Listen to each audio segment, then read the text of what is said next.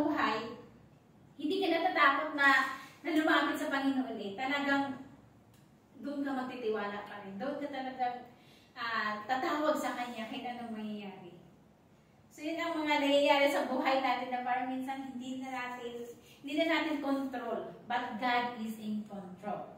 So kaya kailangan talaga natin na tagapagligtas, no? At ang unang pagkakasala na pinili ng kasang tao, nahihirapan ako dito actually sa Tagalog ko, no? Nahihirapan ako sa aking Tagalog na version. Ilonggo ka? Ilonggo na talaga sa amin ni Paz. Ay, yung fellowship, nag-fellowship before kay Aiden din, na-broke yun. Kaya yung kanilang communication, nawala. It's same po sa atin na may merong pangit na kasalanan. Minsan pag nakagawa tayo ng hindi maganda, minsan ayaw na natin lumapit sa Lord. But no, we need to be closer to our God. Hindi natin kailangan matakot. Kailangan natin lumapit sa Kanya para siya yung mag-restore sa atin. Amen. Siya yung magtuturo sa atin kung paano mamuhay na ayon doon sa Kanyang kalooban. Kasi pag wala na talaga, knockdown ka na, down ka na, wala na talaga mangyayari sa ating buhay. But we need to trust God. We need to know that we have our God who saves us whatever situation that we have. Whatever negativity, whatever na mga kaya sabi niya, I am blessed because I am persecuted. Because I was persecuted for that time, no? Sabi niya, I'm blessed, Lord, because I am persecuted. Kaya sabi niya, ginajudge ka pa. Yeah. So, i-judge ka pa. Talaga sabi ko, Lord, parang kung sabi ko nga, kung pwede lang, sabi ko parang ang sarap patulan. That only God can judge us. No one's.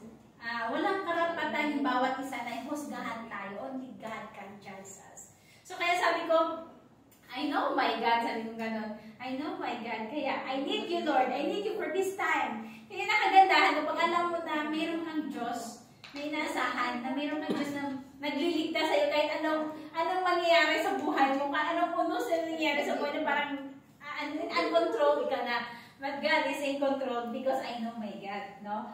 So, yun ang kagandahan kasi pag when we came into the heart of Aiden, kung tignan natin dito after descent, no? Kagaya dun sa kanila sila nagkasala.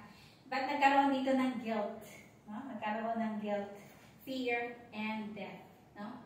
Sasabihin natin na death, not only death na sasabihin natin na physical death, but spiritual death. Yung kanilang fellowship sa Lord, nawala na doon sa paggawa ng kasalanan. Kaya minsan pag ikaw, grugi ka na, magsisimba pa ba ako? Ganun, no? Magsisimba pa, wala naman nangyayari, hindi naman nagbabago. Magsisimba pa ako, no? But, ang sabi dito, nagkaroon ka na ng tinatawag na spiritual death. Napuputol na yung relationship mo sa Lord. Bakit? Dahil dun sa kasalanan. Puno ka ng galit. Puno ka ng inggit, o ewan ko, puno ka ng kagulumihanan o ano pang hindi magandang ugali. That's why nagkaroon ka ng tinatawag na separation from God. Ayaw ko, Lord, kasi hindi mo naman sinagot yung panalangin ko. Dahil minsan sa pagdatampo lang, nagkakaroon tayo ng separation sa Panginoon. No? Kasi dito sa aming ginagawa ni Paz, yun nga sabi ka nagkaroon ng personal, and then siyempre ito trabaho namin. Yung sa amin naman na alam namin as a pastor, we need to feed the Word of God. As a pastor, yun talaga yung ano. Kasi ayaw namin, balang araw, pag namatay kami ni Paz, kasi doon naman tayo pupunta eh. Pag nakita tayo sa langit, sasabihin mo, si Kuya Josh, hindi naman ako siniran eh. Diba? Si Kuya Josh. Alam mo na Kuya Josh, yung word of God, di mo ako siniran ngayon, andito na tayo sa final judge. At least, pagdating ng panahon, wala kang ituturo. Ay, sabihin ni Kuya Josh, tinuruan kita. Sinabihan kita. Pero hindi ka nakinig. Ayaw mo makinig. Pero you do your part. Yun ang kagandahan. Yung wala kang pananagutan sa Kanya balang araw. Kasi tayo ang sisingili ng Diyos.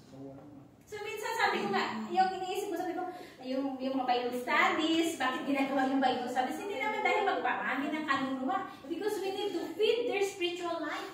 Kasi kung ang ating spiritual life wicked, lahat ng nag-area ng buhay natin, nagiging wicked. Nagkakaroon na tayo ng separation from the Lord. Nagkakaroon na tayo hindi magandang relasyon sa Lord. Kasi ano ka na, especially realidad, yung brainwash, yung mga ganon, di ba? Yung influence. Malaking ano yun, grabe spirit yun. Spirito din yun. Kalaban din yun. Yung tinatawag na spiritual realm na hindi alam ng iba. Na akala lang nila, kwento lang. But if the devil feed you na mga negatibo, maging negatibo ka rin. Bakit? Hindi ka guarded ng Word of God. Hindi ka na-feed ng maganda. Pero if God feed you, the Word of God will feed you, alam mo na alam ko to, hindi to makatao, hindi to maka-Diyos. Alam ko talagang finifeed ako ng diablo ng mga hindi maganda. So that is the tinatawag na spiritual realms. Akala na natin normal, yung pag-uugali na marites, or magalitin, or inggitera, o yung kung ano pa na hindi magandang ugali. Akala lang natin pag-uugali, but that's also a battle. That's also a character na nagkakaroon ng hindi magandang resulta sa ating buhay. And then nagkakaroon na tayo ng tinatawag na separation from the Lord kasi hindi ka na magandang isip. Yung iniisip na lang yung makamundong bagay. Kaya, why we feed the Word of God? Bakit nag-aaral tayo ng salita ng Diyos? Kasi kailangan natin yun. Kasi pag wala ng salita ng Diyos, nagiging wicked na tayo. So yun ang kagandahan, meron tayong tagapagligtas at alam natin kung sino yun, who is Jesus Christ. So kung titingnan natin sa buhay natin at sa buhay ni Adam, before and Eve, dahil din doon sa kasalanan, nagkakaroon ng eternal separation. Kaya dahil din sa kasalanan, nagkaroon din ng eternal separation, ayaw na pumunta ng simbahan. Ayaw na makinig ng mga Bible study, ayaw na ng prayer meetings. So which is, akala nila it's normal, but it's not normal. So ang diablo, marunong din bumantay. Marunong din bumantay at tumahimik.